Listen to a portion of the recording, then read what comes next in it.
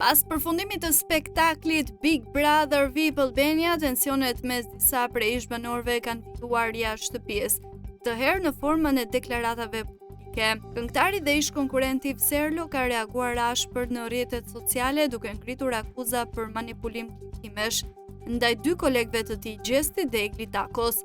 Në një seri postimesh në Instagram, Serlo ka hedhur dyshime mbi suksesin e menjëhershëm të këngës Veshun Drequ nga Gjesti, e cila në vetëm një ditë ka kapur miliona shikime në YouTube. Ai ka bërë krahasime me artistë ndërkombëtar si Ava Max dhe Miley Cyrus, duke vënë në pikpyetje realitetin e shifrave të Gjestit. Ai shton se ka marrë shumë mesazhe nga ndjekët që e etiketojnë në lidhje me suksesin e kolegëve, duke konsideruar këtë si një furi fame imagjinare.